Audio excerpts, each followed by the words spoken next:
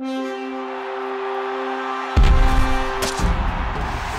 Adam Marcell for Pro Football Weekly with a positional analysis of the defensive tackles in this year's draft, presented by Verizon Fios. I'm joined by our draft expert, Nolan Nawrocki. And Nolan, there are a bunch of defensive tackles that fit in different roles along that position, but there's a couple of guys really that stand above the rest.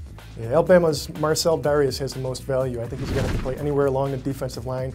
Very disruptive inside. He stands out just like Nick Fairley does from Auburn. I think he's going to be a solid 3 technique in the NFL. Then you got Corey Liuget from Illinois. I think he's another guy that is clean as any of them. There's character and immaturity concerns with the top 2. Liuget's a guy that could potentially fit in the top 15 and turn out to be a solid pro who could play in the 3-4 or the 4-3 front. We've seen him rise up the boards as this draft process has gone through. Who are a couple of guys that fit in kind of as nose tackles? Well, Phil Taylor from Baylor is the one that stands out. At the top of the draft, he's a big clogger inside, and he moves very well for his size. Then you got Kenrick Ellis from Hampton, who I think fits more in the 3rd to 4th round range. These nose tackles tend to push up in the draft, so he could go earlier than expected. There's a couple guys that seem to slot better in that 3 technique. Who are they? You got Marvin Austin from North Carolina and Christian Ballard from Iowa. I think they both have big character concerns, but they're very talented players that move very well, and I think they could be very disruptive inside. There's a group of guys that fit in as the one-gapping nose tackles. Who are they?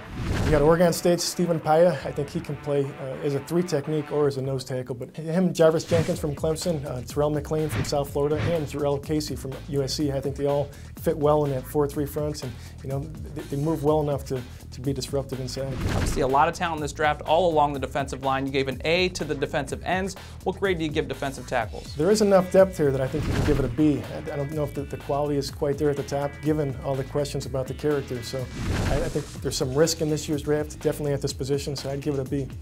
That is a look at the defensive tackles in this year's draft. For the best draft coverage, be sure to follow us on Twitter or go to ProFootballWeekly.com.